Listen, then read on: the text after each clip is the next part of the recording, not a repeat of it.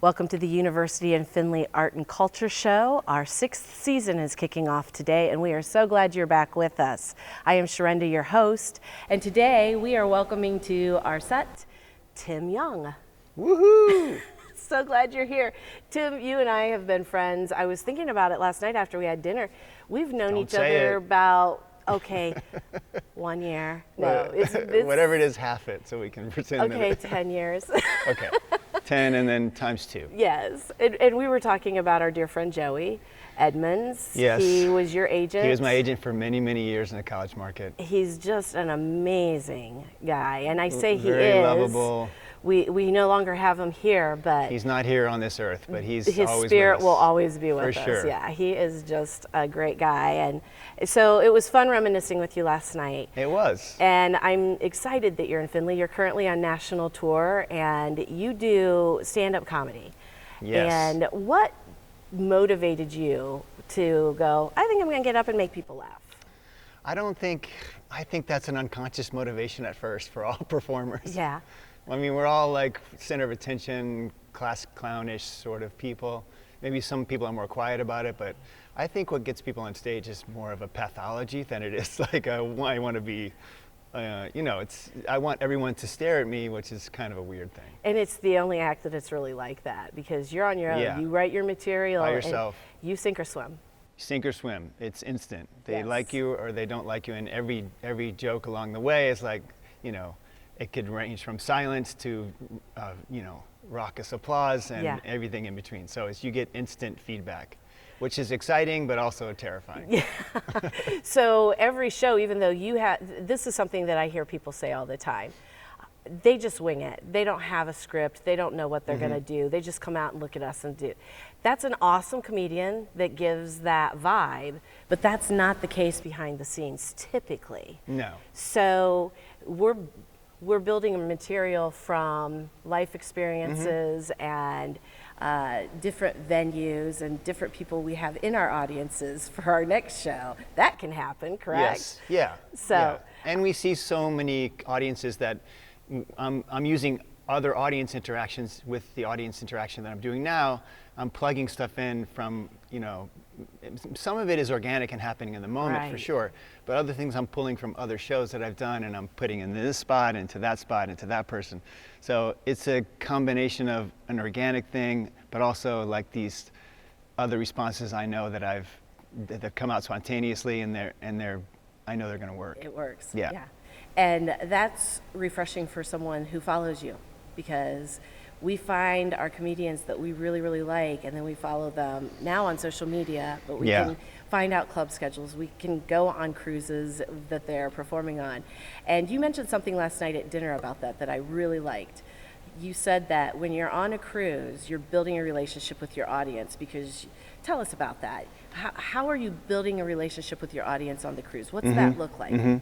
The cruise ship is a different market because we get to do so many different shows while we're on the ship. So we stay on the ship between 2 and 6 days or something like that. So we usually do between 5 and 8 shows. So we're doing these smaller half-an-hour shows, and so the people come back and they see you, and they come back and they see you. So you develop a rapport. It's a longer rapport. You develop more inside jokes with them. You're picking on people. Those people come back to the show. They're already known. It happens too in a one-shot show, but it happens in like 45 minutes or an hour or something like that. And the rapport is more fun on the ship because it becomes like this sort of party. Yeah. Well, and they see you working out, or they see you walking in the hall. Yeah, they see us and around. And they'll stop and talk with you, or ask you a question. Now, how many times when you're doing your stand-up that you have embellished something and the rest of the audience knows you've embellished it, but there's that one person that's taking it for face value, for truth? Have you ever had that happen to you in one of your performances? For sure. Everybody has a different level of, suspended disbelief. Yes, you know what I mean? yes. And some people just, they take things too seriously. Uh-huh. I try not to focus on that person because usually they're not laughing. Right, I'm right. trying to figure out if I'm telling the truth or not.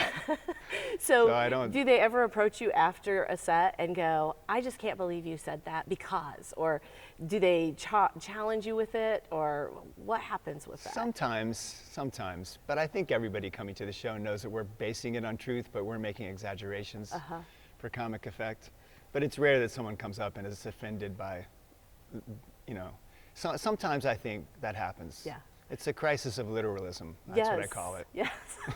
It's everybody taking things exactly literally. And that strips the funny out of things. So let's transition to the college market, because within the college market, I have heard the comedians over the years say the audience is changing within the college market as political correctness and woke, it becomes a stronger entity within the college market. So what does that look like for a comedian? How much do you have to rethink your material going into an audience that is at a college compared to on a cruise ship where you have all ages? That's always been the case for me.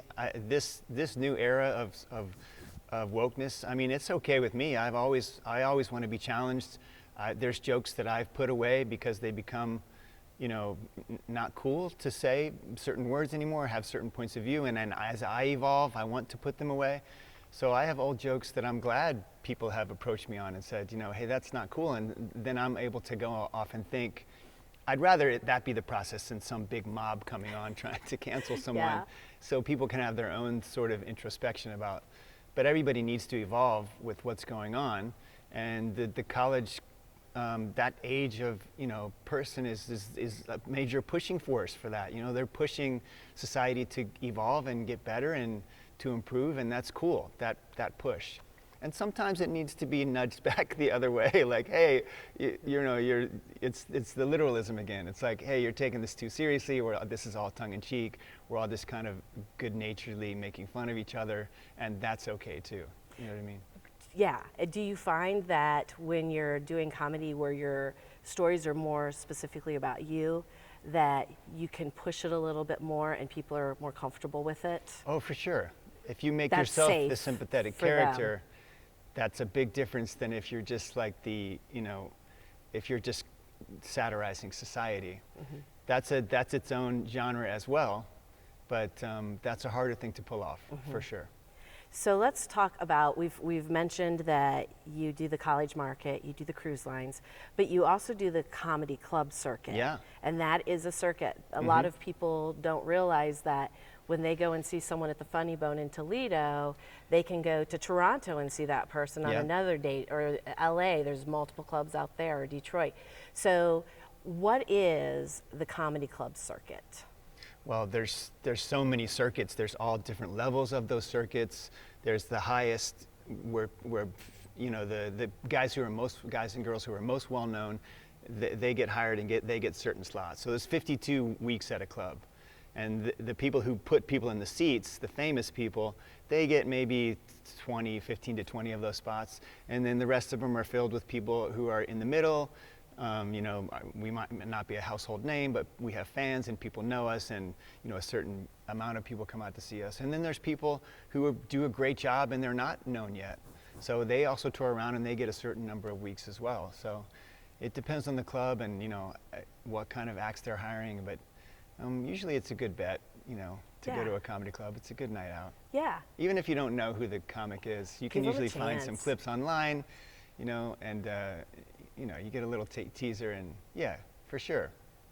So in addition to comedy clubs and that circuit, there's also the comedy festivals. Yeah. And that's totally different. Yeah. And I know that they have some up in the state of Washington, in LA, out on the East Coast. There's a couple up in Canada. And I know you've participated in some of those. I've done a few of those in my life. Those are fun too. Yeah. The most fun part of that is getting out to hang out with other comedians. Right, the networking. Because, I lived in New York for many years, and there was a network of comedians there, and we all hung out together in those clubs. But when you do a club on the road, there's only like two or maybe two other comedians, sometimes just one.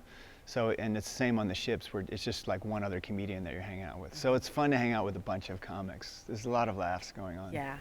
Well, and I know that what a lot of people don't know is behind the scenes, part of the networking is the craft, where you're just joking with each other. We did this last night with a couple of our friends, and we were ending stories in a different way because we're just having fun. Yeah, yeah. And then I know a couple of people are like, thank you, I like that ending so much better, and they're taking mental notes. So that's the other part of being with friends that become family. For sure. You can trust that. Yeah.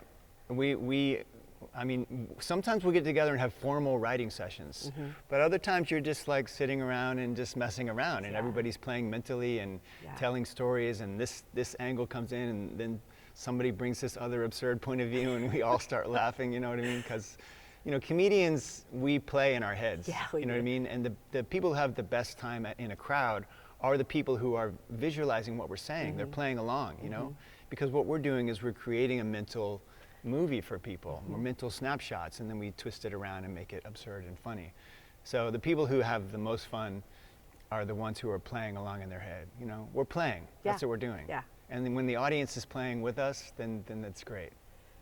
You have described it in a way that no other comedian's ever described it, and I love it. The fact that it is the movie, we're playing, that's such a great description of what comedy should be. So. Yeah. Well, all performance in a way is play. The more playful it feels, the better the audience feels about it, and the more comfortable they feel about it, and they feel like they're participating, and it's all this, you know, catharsis for everybody to just kind of release and just like flow through the moment. And that's why we're trying really hard to, at least I am trying really hard to make it feel like this is happening for the first time. And most of it is, and all of it is really, even the stuff that I've said 100 times is still happening here for the first time. Right. So that's the trick of it, and that's the thing that you learn over the years is to always make it feel like it's right here, right now. And you're there. You're present. Yeah. You want to be there. Yeah, you always want to be present. Yeah. And it feels the best for us when we're doing it that way. Cool. Yeah. Well, I am so glad you took a few minutes out of your crazy, hectic schedule. Of course. And our set is a little different today, with it being 3 comedians that I get to interview today. I thought it'd be awesome to have it here on the Marathon Center for Performing Arts stage. Yeah, it's beautiful here. Isn't I can't it a wait beautiful for tonight. theater? Yeah, it's going to be great. Yeah, and so we're excited for you, and we're excited for the community. And are you on social media anywhere? I think you're known as Tim Young Live, no spaces. If you write it as one word, Tim Young Live. Yes. And that's all my social media, Facebook, TikTok, Instagram. That's how you find me. Okay, great. And that's actually my website as well. So yeah, you can always find me, my schedule, and I put up funny clips. I put one today. So super. Tim Young Live. Yep. So for the rest of this segment, portion Yes. of the segment, I'm going to take this off and hypnotize you. Okay. Because you just keep looking at it. So let's look go. at it. It is very hypnotic. It's you shouldn't. I'm not sure that's a great thing to wear. Comedians are very visually. Stimulated. Well, when something's happening in the crowd, if I can see them, I have to like address it. So, Right. And that's the fun of stand-up. But we get also very like, you know, just we're all over the place. Right. I can't pay attention for. I mean, I try, but it's part of the fun of it too. Yeah. So if you're in the front row, yes, you know. If they're in the Get front ready. row, yeah. That's what I was getting ready to say. It'll be fun, but just get ready. It's not TV. Well, thank you. Thanks for being here. It's my pleasure. Thanks for giving us this time. Thank you for having me. You are so welcome. And we thank you, and we look forward to seeing you in a few minutes. Stay tuned for the following message. When I was in foster care, I never knew when I would have to move, so I always had my suitcase ready to go. Then one day, I was adopted. My new parents opened their hearts and home to me. My parents cook my favorite breakfast for me every morning. My parents take me on trips I never thought I would go on. They gave me a home and an even better reason to use that suitcase. My parents aren't perfect, but they're perfect for me. Okay, Dad. 1, 2, 3.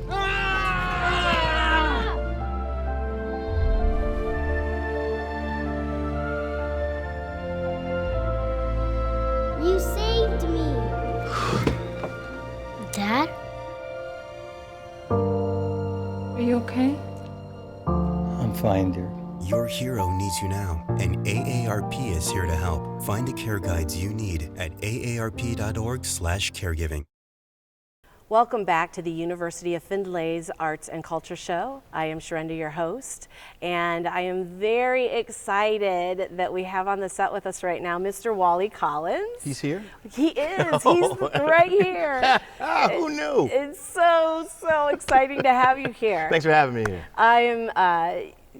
There are certain people that I kind of get starstruck with when I get to meet them. Me too. And you are one of those people for me. Really? Really, because you are doing things that I just dream about doing. Okay. And so I feel like you're my best friend, even though we've only known each other in person about 24 hours. True. But I feel like I've known you for a long time. There's a spirit. There is, kindred spirit. It's right there. Yes. Heart to heart, corazón, corazón. Yes.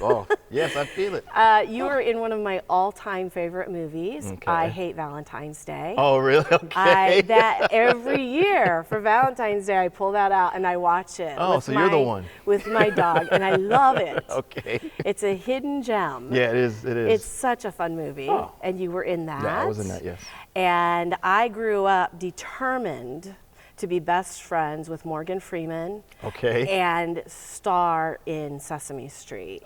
And you have had the privilege of working on Sesame Street. Yeah. So that's connected us. True. Okay. And then you're a stand-up comedian. Okay. And that is where my heart's passion is. I love doing comedy. Okay. And so you are doing it way up here. And I just want to take this time to talk with you and brag with you about what you've done, because you're actually a very humble individual. Oh, wow. Thank you very, very You much. really are. Okay. And you are doing some spectacular things in New York City where you live. Right, yes. And I want to talk about that because I'm here. the vision that you've had and the collaboration behind the scenes for what's happening right now at Lincoln Center is so special. Right. Because I live in a smaller community, and here we kind of take for granted that camaraderie and that teamwork and nonprofits coming together to work together because we know each other and we build those relationships. Right. New York City is a world within a world within a world. So true. And so within the arts, there's circuits, but it's multiple worlds. Yes.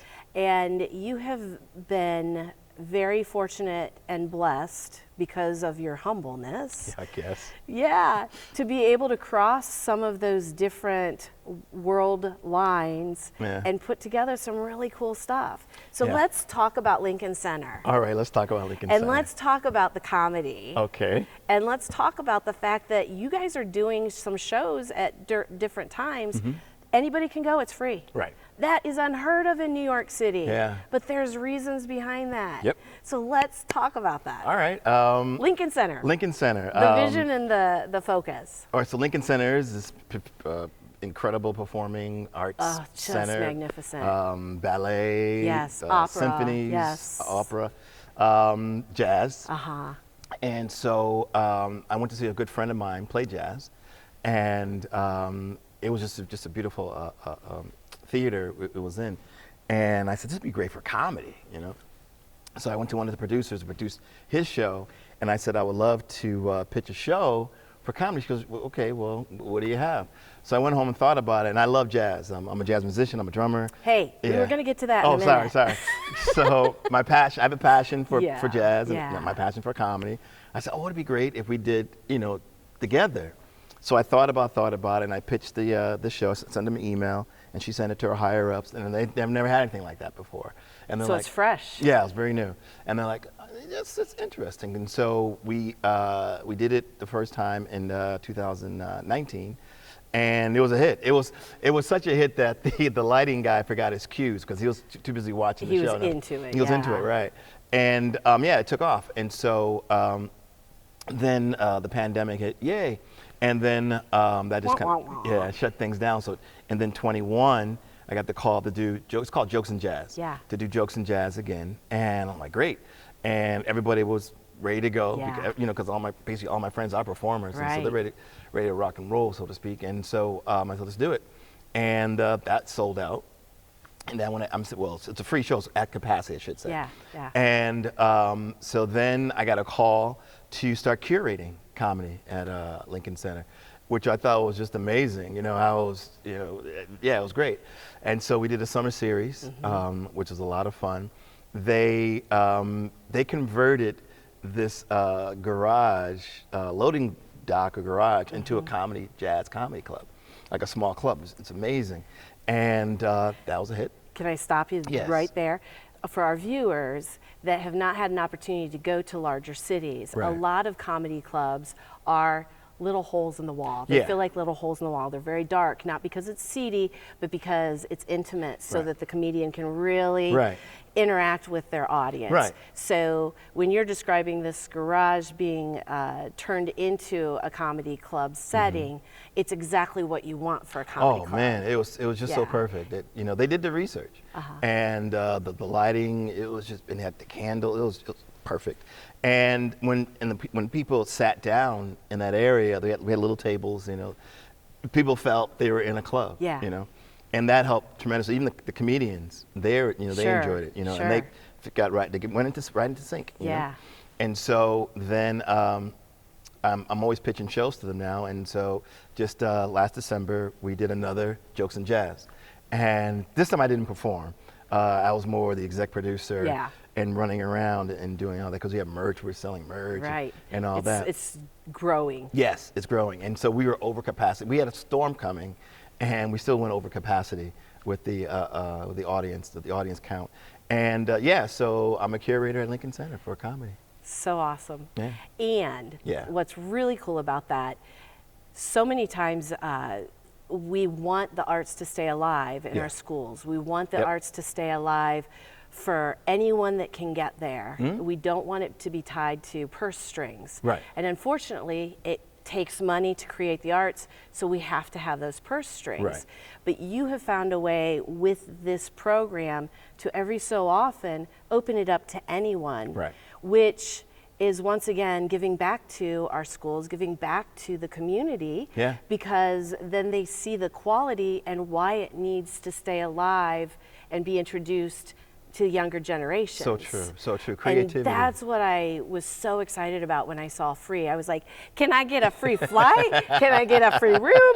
It was torture. I wanted to be there for it. Yeah, it's amazing. So- And we had young people coming in, and parents were really appreciative of that. You know, they bring their kids in, and Well, and it's at Christmas time. The money is spent. We're coming Yeah. off a pandemic.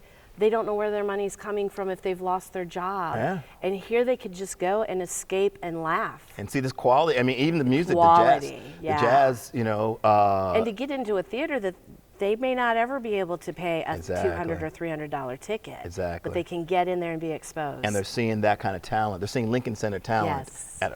for free. Yes. So, there you go. Well, and we will never know until the next generation comes to us when we're on our walkers Valid. saying, I went to this Right. and it inspired me, and I knew this is what I was going to do Yep. the rest of my life. You're right. You're right. And what a gift for New York. Yeah, it Because is. so many times when I go in there with my work, I'm talking to the cabbies, or I'm becoming friends with people, because that's the Midwestern thing to do. Right.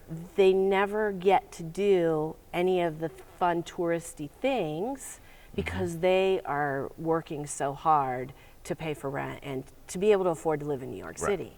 So I was thinking about all of those individuals when I saw that this was out on social media, Yeah. that maybe if they have a night off, this is something that they could go and do. Exactly. So what a gift. Yeah.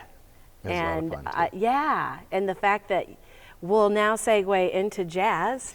I'm a drummer, you're a drummer, Yeah, okay. but you are a very successful drummer. Yeah, I started in 8th grade, and that's what I thought I was going to do. I thought Yeah. I went to school for architecture. I was getting ready Oh, to sorry. do that too. I'm reading all your notes.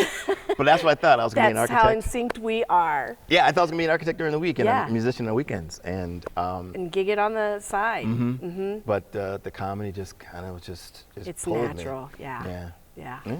Okay, so we've talked about your dream to be an architect. Yeah. And so let's fuse that with the fact that you are still an architect. You're just building and designing I through see what you did there. comedy and music. Very yes, clever. but Very it's very clever. true. You still have to have that math in That there. that and that creativity. brain, Yeah. So let's talk about marriage. Okay, I'm married, but You are married. yes. And I know that you're. But you want to get married? No, to me. no. This is No, I awkward. know. This is a weird proposal. What do I do? We're such good friends. I want to talk about your wife because your wife visits us in your set every once in a while through some of the stories that you share. Oh, right. And it's, you live in a city that is a world of worlds. People come from all over and make that home. And if I could make enough money to afford the rent on a dumpster, I would be living there. But I will stay in Findlay because I can't afford dumpster rent. Yeah, that's about $2,000 a month. It is. It's high. It's prime real estate. Yeah. And the guys with the newspapers, they get it first. Yeah. They have some money. They know what's up. They have some pull. But your wife is not from the Midwest, No. and she's not from New York City. No. Where is your beautiful wife from? She is from the Dominican Republic. Yeah. Yes. And you have learned a lot through your relationship. Yes, marriage is a very interesting institution. It's people see the wedding, the ceremony, but after that's all said and done, then you have to live your life. Yeah. Yeah, and so the compromises and negotiations and I'll do this and you do that, but then we switch and then it's always And always, the camaraderie, the teamwork that has to be there. teamwork is exactly what it is, teamwork. And because of the relationship you have, she feels safe in you using and creating material around her. Well, funny you should say that. I'm giving you a lead here. When we were dating, Yeah. she would come to like all the shows, Sure. And I thought it would be kind of cool if I surprised her with a bit about her. Oh. Yeah, and I remember I did the bit and got laughs, blah blah blah, and the taxi ride home was very quiet. I was getting ready to say a little cool. Yeah. And the air conditioning wasn't on. Right. I'm still on this high because I had a great set, Yeah. but it's still like something's not right here, Yeah. So I asked Mohammed, is he all right? 'Cause he's driving. Yeah. And he goes, everything's fine with me. So I'm like, all I'm right. plenty warm That's up here. 2 out of 3. Yeah, So yeah. I looked at homie over here. I'm like, you good? And she's like, nah, not really. And she goes, what's that joke you did about blah, blah, blah? And I was like, oh, yeah, she's like, nah. So now I have to screen my jokes and ask her, I actually write the jokes and I said, okay. And I present it to her. Yep. And she'll give me a thumbs up or a side one like, what do you mean by that? Let's tweak it a little. Yeah, tweak it a little bit. Yeah. But that goes back to you've got a co-writer, right? Yeah, something like that. When it's about her. Yeah. Yeah, definitely. That's what I meant. A screener. Yeah. So, but the stuff that she's given you thumbs up for has been featured on Dry Bar Comedy, which is an online site. Right. People can go and enjoy. I'm letting our viewers know that if they're not familiar with it. Right. And she's given you thumbs up on some really awesome material. Well, good. Because you have to do all clean for Dry Bar. Right. That is their thing. And so many times comedians can do 5-7 minutes, but they can't give you a half an hour or an hour. It's just, and you have been able through your life to take and sew together a tapestry of comedy that has actually given you the honor of being one of the most cleanest comedians in our country. Well, I do bathe a lot, so and literally cleanest. Yes. And we've got our bubble bath from Sesame Street. And Right, there you go. You're good to go. You're great to go. So. Well, the clean thing, I have to say that was a promise I made to my parents. Because when I was making that decision to go from this, so to speak, steady job to, who knows what's going to happen? An unventured world, they saw me. So when I first started doing comedy, true story, I was very blue. I was very dirty. Okay. Very, very dirty. Because I thought if people are laughing, that's comedy. Right. Cool, And so one day, my dad, military father, asked me to do my set in the living room with my father as my audience. And I got out there and I walked on the carpet and it was just blah, da, da, da, da, da. So after my father picked up my mother from passing out, he said, listen, we want to support you in what you're doing, but what are you doing? I'm like, I'm doing comedy, Dad. Boom, boom, boom, bada, bing, bing. He goes, no, that's not representing you, though, So he says, listen, if you want us to support you in what you're doing, just represent us in the best light. Just imagine us in the audience and when you're doing the show. So every show I do, I imagine my parents in the audience, and now they're both gone, but when I step my right foot on the stage, I say, here we go, Dad. Yeah. He's with me, and my mom's in the audience. So yeah, and so that's always in my mind, would they be proud of me? And now it's gotten to a point where it's just a habit. Right. You don't even have to think about it. If I have any kind of bit, whatever, it goes through that filter. Sure. Sure. And but yeah, and I like doing that because it's a great challenge, and when I get through, and on the other side, I feel it's a well-written bit, it's a clean bit, and I can go cruises, corporate, theaters. Yeah. Well, and let's talk about corporate, because people don't often know that corporate has a budget to bring in entertainment that can either inspire or give that breath of fresh air that they need, a retreat time, but they hire comedians to come in and do different portions sometimes of a development program for their employees. So you've gotten to do some pretty big names. Yeah. And cannot say I haven't. Yeah, and it's exciting that they see and trust you because of a conversation you had with your dad and mom. Yeah. And they live with you. Right, they live with me. And also too, what's really cool about that is that I have that niche, that I feel comfortable knowing that I'm in that niche and I can flourish. Yeah. And it's a pretty big niche too, And some of the stuff, it kind of dipped into the political world too, because I was doing some stuff with politics, I'm glad your name's not Tim. Yeah. But I was going to say that with the corporate, I was able to work with Michelle Obama, and then after that, I was able to work with 2 presidents. Yeah. So that, from my conversation with my dad, I was able to work with with presidents. So. Yeah, and it was President Obama and Bush. Was it President Bush? Yeah. Daddy Bush. Yeah. So. Yeah. That's awesome. Yeah, I mean, it's when we have this conversation, I'm like, oh yeah, I did do that. Oh yeah, I did do that. It's the journey. Yeah. You know what I mean? It's never the destination. It's the journey. And I've always thought about it in the way that as long as you're preparing for what might be next, when next comes, it doesn't throw you off. You can step up and take that step forward and do it. Oh yeah, without doubt. So it's practice. Right. And what are we thinking? And where are we directing ourselves so that those doors or those windows may open for us? Oh yeah, and then and once you're in that situation, you're not flustered or you're like, oh, I got this. I've been there, done that. I did it in my head. Well, and you're such an amazing networker. That's really on your side too. You can make the eye contact. You can have a conversation. I am looking in your eyes, right? Yes, you are. Okay. You are. Yeah. So, one more important part of your life. Yeah. Is your precious dog. Oh, God. Now I have to ask before we close this out. Yeah.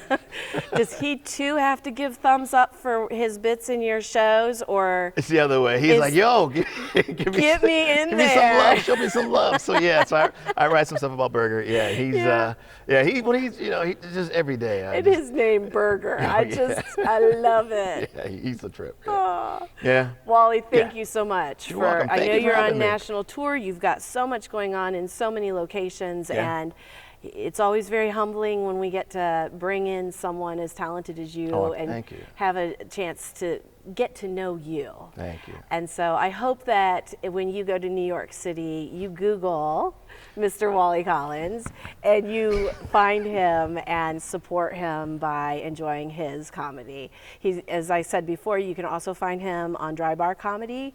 And what is your handle in social media where people can find you? W-A-L-I Collins, not the Wally from Leave It to Beaver. W-A-L-I Collins on all the socials. And TikTok is the Wali Collins. Yes. Yeah. So find him, support him, enjoy his humor. Okay. We're going to take another break. Enjoy our message. We'll be back in a couple.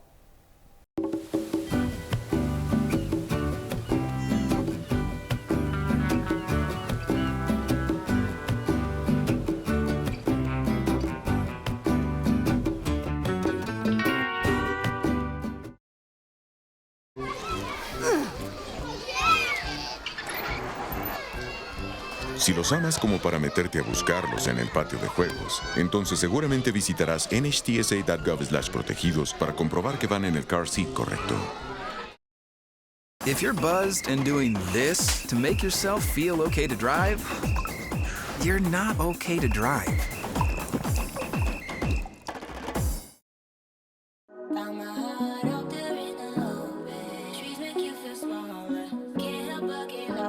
Feel the beat of nature at a park or forest near you. Find a forest and music inspired by nature at discovertheforest.org. Welcome back to the University of Findlay Art and Culture Show. I am your host, Sharinda, and we have welcomed to the set Ms. Karith Foster. Thank you for having me. Welcome. I should say welcome back. Yes, you should. Because we have hosted you before. This is a three-peat. Yes, it is. And it's awesome because we get to talk about something new.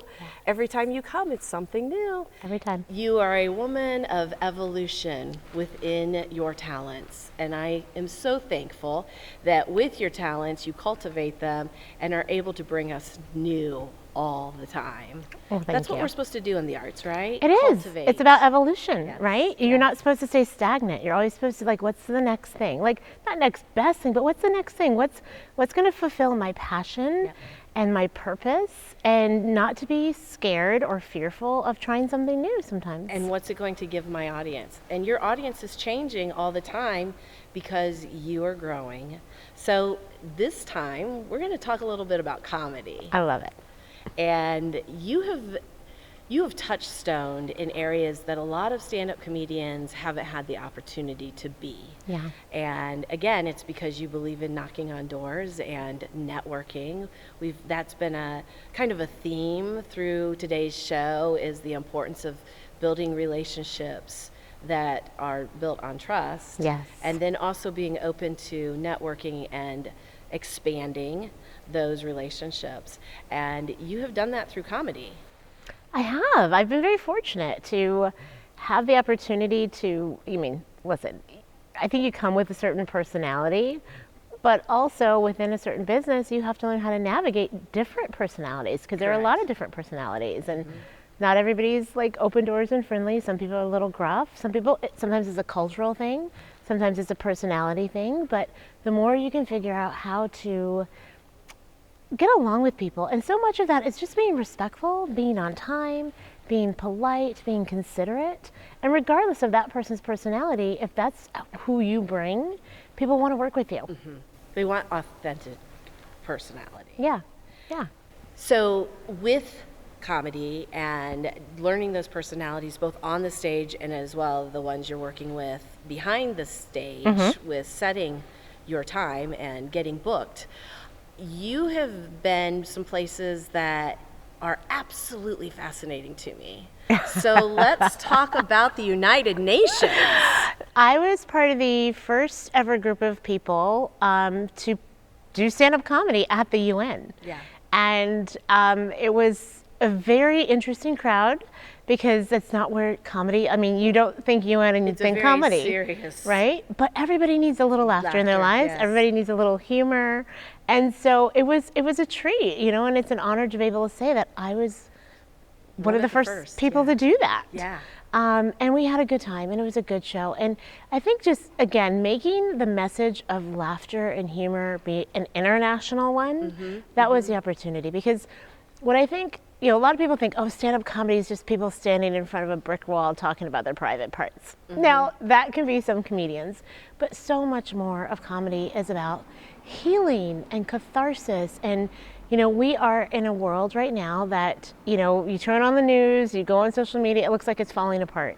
So more than ever, we need to find humor, we need to find connection, and that's what comedy can do. So to be able to do that at the UN, and I've done it from, bar mitzvahs and weddings and like a famous stage at the Apollo, right, theater in New York City.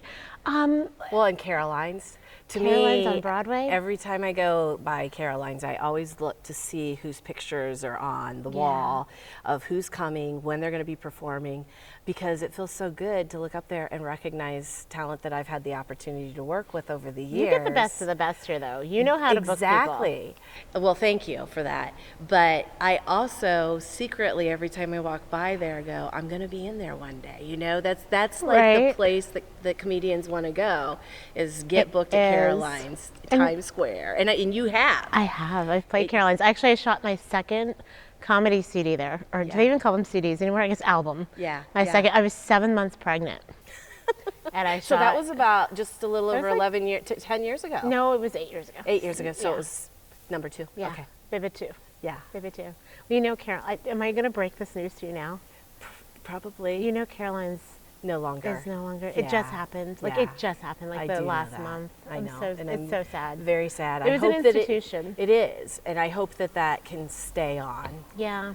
And so I'm hoping that with Caroline's, it's an institution that was the vision of one individual, but every once in a while we get someone that's following in that individual's footsteps that can keep it alive, and I'm crossing my fingers and hoping that's the case. Absolutely. Because it's such comedy an amazing... doesn't die. Like that's the one thing. Comedy doesn't die. Comedy's actually been around for centuries. Within a comedy club can change it up. That can change and alter, but the comedy and people wanting a place to gather to do it, it doesn't go away. Yeah. So that will always be there. Yeah.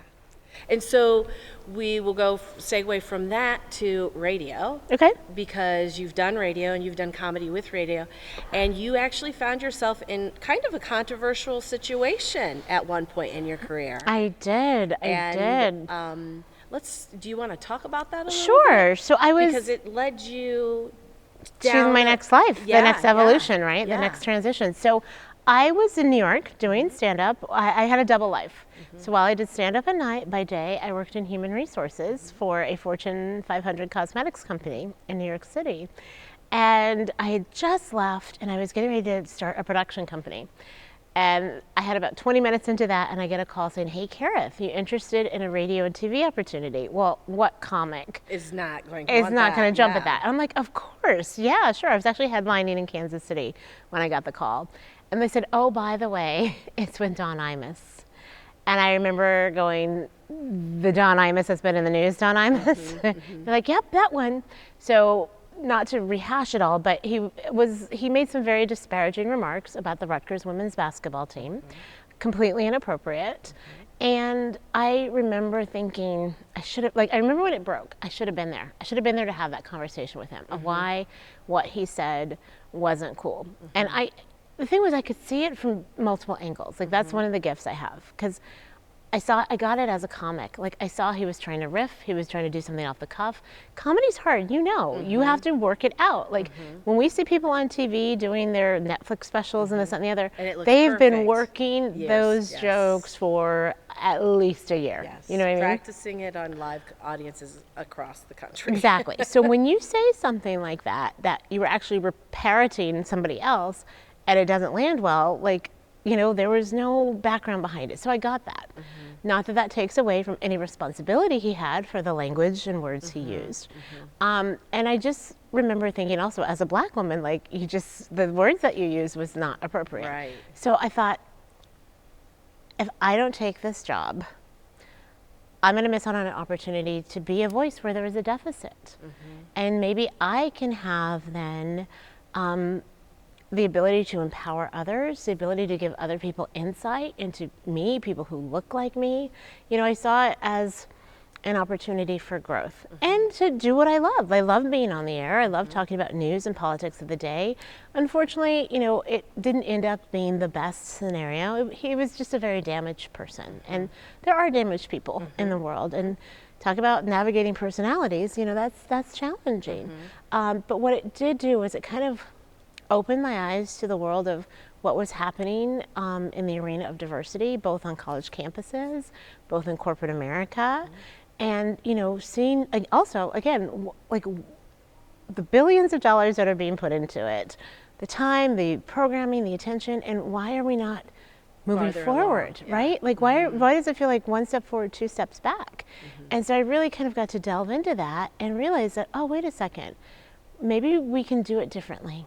And that was the creation of Inversity. That was initially Stereotyped 101. And but the twist is that I get to bring humor into it. Now a lot of people are like, well, there's nothing funny about racism or And they feel sexism threatened. They feel threatened by those words because those words are negative. I mean, somebody's had something sad and bad happen Absolutely. to them. Yeah. Absolutely. And that's what I think people don't fully understand about comedy, is that so much of comedy comes from pain. And the idea isn't to live in that pain and revel in it. It's to power past it, right? It's to get to the healing place. It's to acknowledge, you know what, as human beings, we all have had experiences where we've been hurt, where we've been sad, where we felt like we didn't belong. So let's come together under the umbrella of humor. Let's come together where we can laugh at the absurd stuff, not take the power away from it, the power of the hurt and the pain, and empower ourselves with the healing and the strength. Yes. And so with that came more controversy and more conversation in news outlets because comedians were getting in trouble for what they were saying because people were getting offended by it. So there was a lot of conversation around that. And that then opened a new door for you with comedy, and you created a program, you and two other comedians, and it was called Can You Take a Joke, or can we? So I was in a film, a documentary. Yeah, documentary. That was produced and directed by two wonderful people, Ted and Courtney Ballaker. Yes. And it began with a conversation they had with a comedian at this Comedy Cellar in New York City, saying that he didn't want to perform comedy on college campuses. And the people who were behind the film were like, well, what's that about, right? Yeah. What's going on? And so they delved further again and was like, oh, wait a second, because you can't go on certain campuses without people getting upset. And we are in a day and age of hypersensitivity. And it's a blessing and a curse, right? Like, I think we should be empathetic to one another, but I think also it's how we approach comedy. And are we listening to the message, or are we just listening to the words and not processing, exactly. Just because it's very easy. We're very reactive. Like, we're humans. That's what we do, right? Our gut instinct is survival, right? Whether it means physical survival or emotional survival, right? So if we feel threatened, what are we going to do? Attack. Right. But what comedians do, and I think only people who really understand comedy, is they go into that space where, yeah, there's a line, they look to kind of cross it, but they also have a point to what they're doing. Because guess what? If they were out there just to be mean and nasty and cruel, it wouldn't be funny and they wouldn't get far. So the name of that documentary was Can We Take a Joke? Can We Take a Joke? Which my husband said if he made it, it would have been the shortest documentary ever, because it would have just been a bunch of people going, no, no, we can't. We cannot take a joke anymore. And in some neighborhoods, that's the case. It happens, yeah. It happens. Yeah. So let's talk about your husband. Oh, gosh. Yeah, only because he has become part of your show over the years. He's my muse, yes. Because part of comedy for a lot of comedians is what they're experiencing in life, and then it expands a little bit more. Yeah. But you guys have a really special story, and it also has been part of Inversity and with what you talk about there. Yeah. I remember you sharing with me one time, and if I'm putting you on the spot, sorry, but okay. I don't think I will be. All right. I remember you sharing one time with me about him being injured. He has a very passionate pastime that he enjoys. Yes. But he was injured and went to the hospital. And while you're at the hospital, they were trying to figure out what he needed. Yeah. But you were giving them the answers, and they were talking through you. Can Yeah. you share that story a little bit? Absolutely. Because I saw a lot of the humor in it, right. But I also took so much away. Right. As you shared that with me. So the background is my husband is not from America. He is Australian. And I, will jokingly talk about, I couldn't just marry a regular white guy. Like, I had to get, like, super white. Like, he came with a cape. Yeah. That's how super white he was. He gets sunburned under the moon. Yeah. Actually, he gets tan and I get burned. That's the irony. Oh my the gosh, sweet so irony of it. But we, we don't look like we go together. We literally do not look like we, because he's 6'4", really tall, yeah. I'm 5'4" on a good day.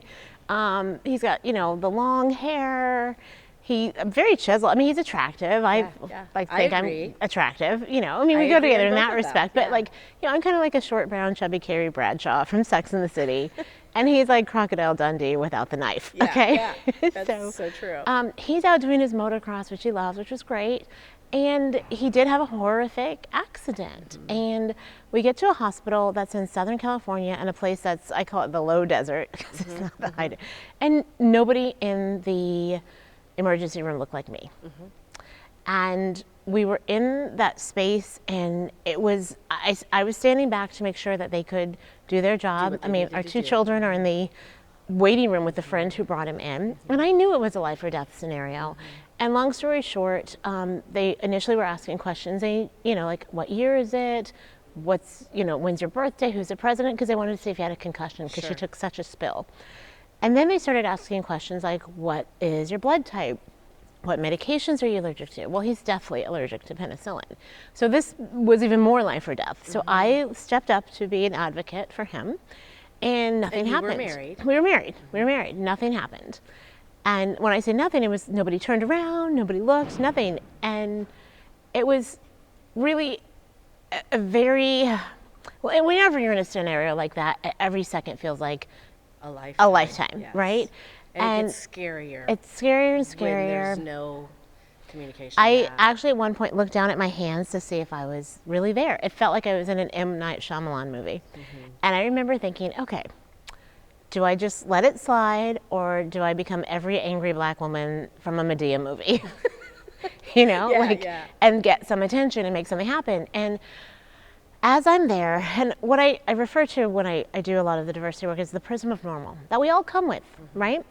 And it's based on how we were raised, where we grew up, what we were accustomed to, our environments, whether it was a homogeneous scenario or very diverse. Like, that's still our prism of normal, but that prism has to shift.